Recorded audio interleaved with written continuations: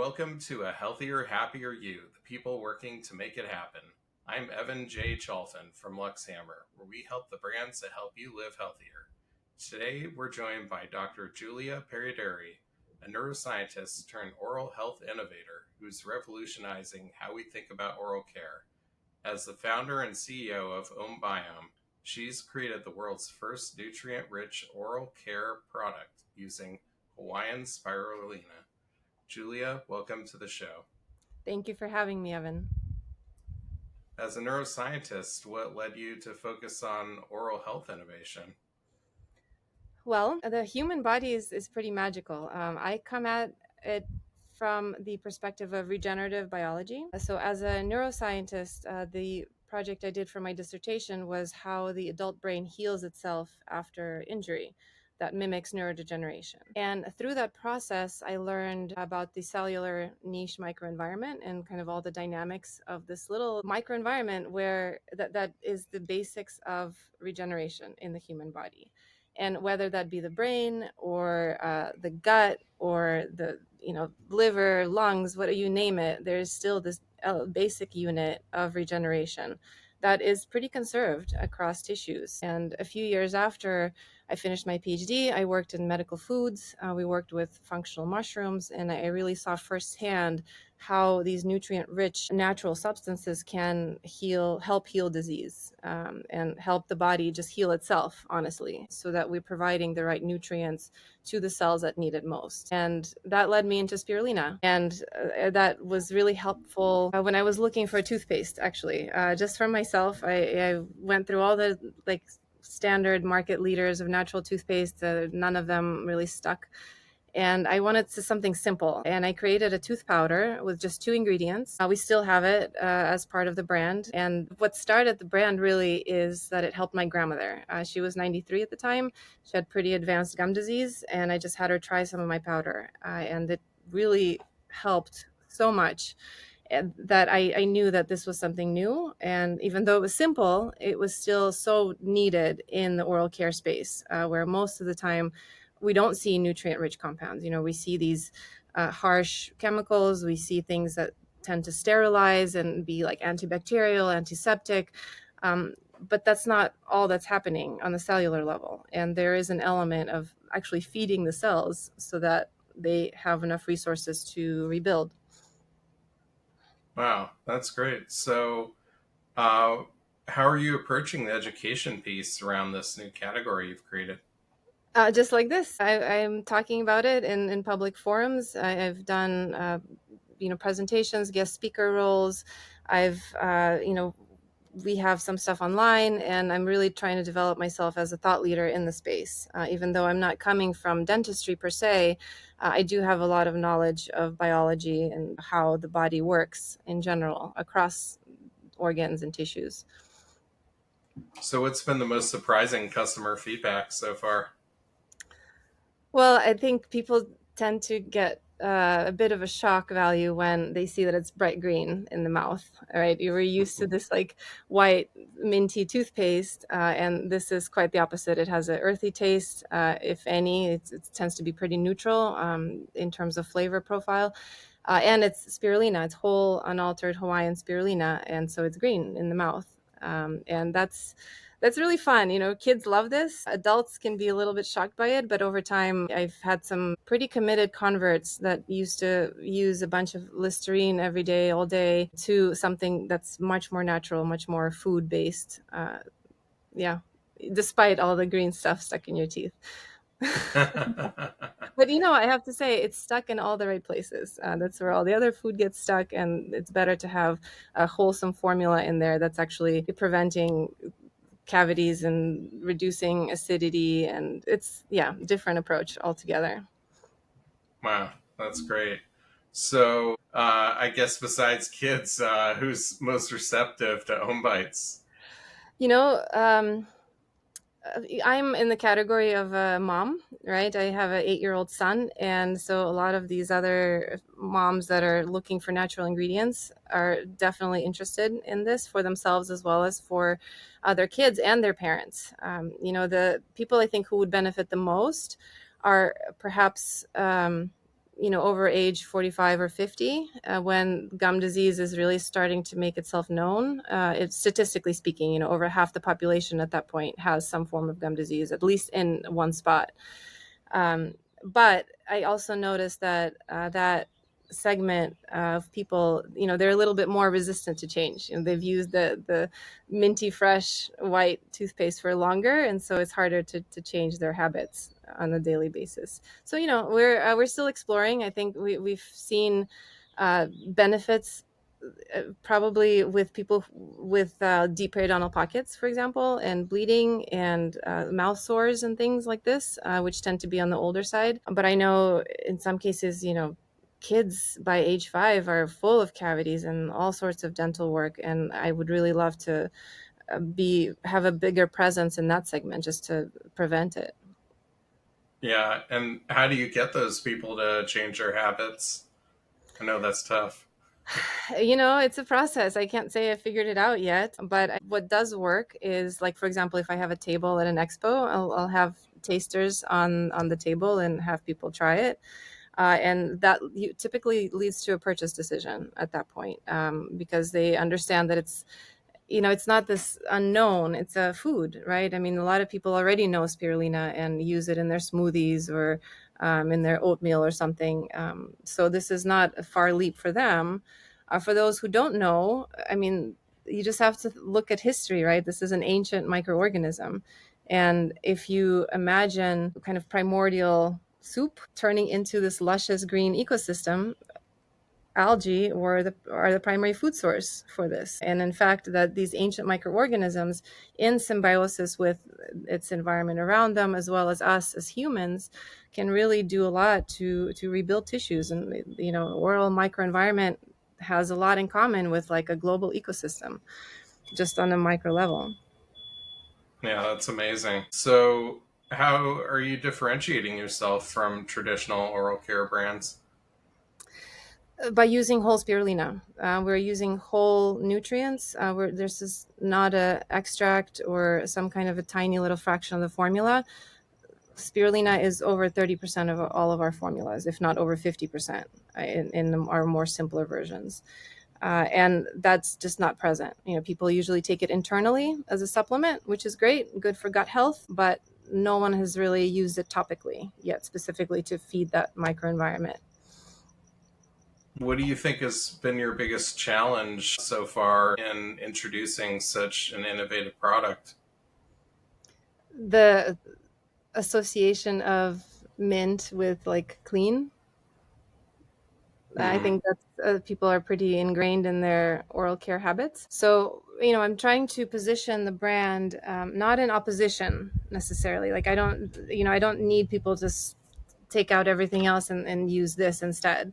But I would like them to explore adding it. Maybe do it after you brush your teeth, or like, especially for people who are maybe not so great at their oral care and maybe don't feel like getting out of bed at night to brush their teeth. This is perfect. You just pop a little OmBite and go to bed. And that's better than nothing. Again, we're not trying to replace brushing. We're not trying to replace um, other products that people are used to.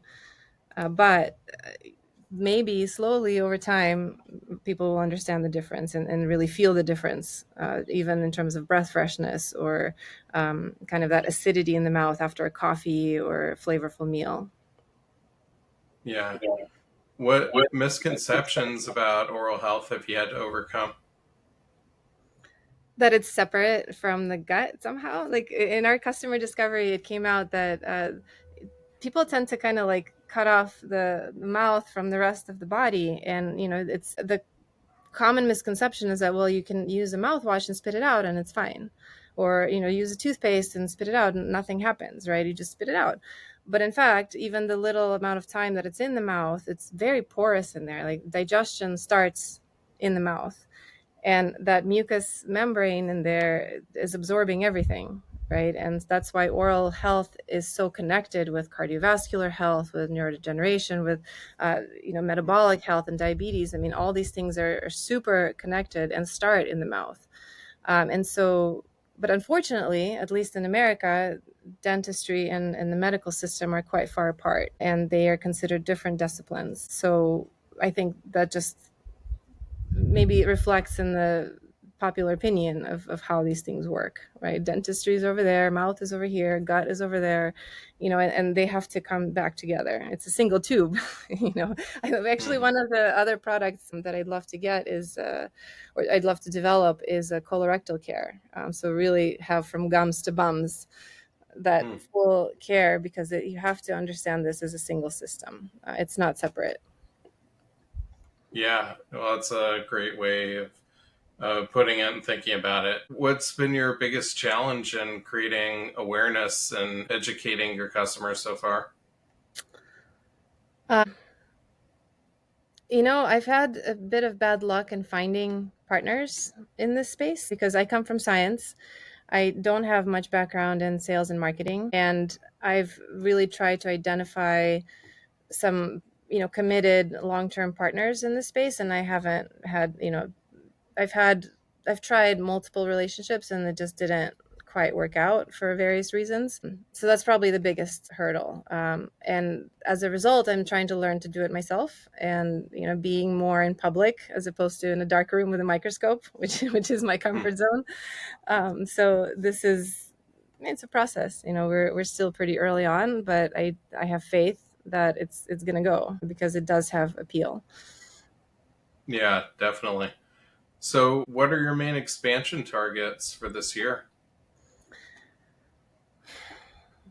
I am developing the B2B angle right now, business to business, where I would love to find partners in the dental space. So to have either affiliate partnerships where it's helping our sales through various dental clinics or wellness stores, for example. But I also would love to run a few pilot studies, and whether that be with actual, dentistry patients, or probably both with underserved communities. So partnerships with nonprofits who serve people that perhaps don't have access to dental care, and running some pilots that way, and perhaps finding a philanthropic approach to this brand and the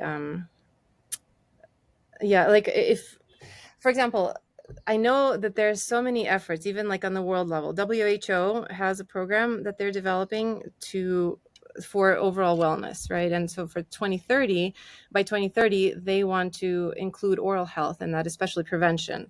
As I mentioned, the little kids who have mouthful of cavities by age 5. That's a big issue, locally in urban environments and rural environments in America, but abroad as well, when maybe there's no access to running water, for example. And that's really a mission driven enterprise for me. That's why I started this company. That's why I want to get to. And being a cool brand on Amazon just doesn't cut it for me. I actually want to help people, and I want this to be a known approach, especially because spirulina has been used by ancient cultures for so long. NASA uses it, the Aztecs used it, right? I mean, there's WHO used it in times of famine because it's just so nutrient rich. And so it has these multiple benefits there, not just for oral health, but also delivering essential nutrients for communities that maybe don't have access to nutritious food, or in food deserts or something like this. Yeah, definitely. So, what role will the microbiome science play in future oral care? It's going to be front and center, right? I think we're constantly discovering the microbiome and its role in various things. So, of course, the gut microbiome is well known, is getting to be well known. The oral microbiome is an extension of that, but also, there's microbes in the brain, and there's microbes in all sorts of other areas that we maybe have not discovered yet. And it's very complex science, because it's just so variable. There's Every person is different, and a good microbe in one person can be a bad microbe in another, and that's when studying it becomes really important at a elementary level, where maybe we can zoom out, and instead of getting more granular, maybe we should look at the dynamics of a microenvironment, which is much harder to study even computationally. I think the science maybe hasn't caught up yet. It's getting there, These multidisciplinary studies are happening all over the place, which is amazing to see, but we're still quite a ways away from really understanding the depth. But nature knows the answers. That's why we do these ancient things that have worked in the past that nature herself has used to rebuild ecosystems. Absolutely. So, what opportunities excite you most about OmBiome's future?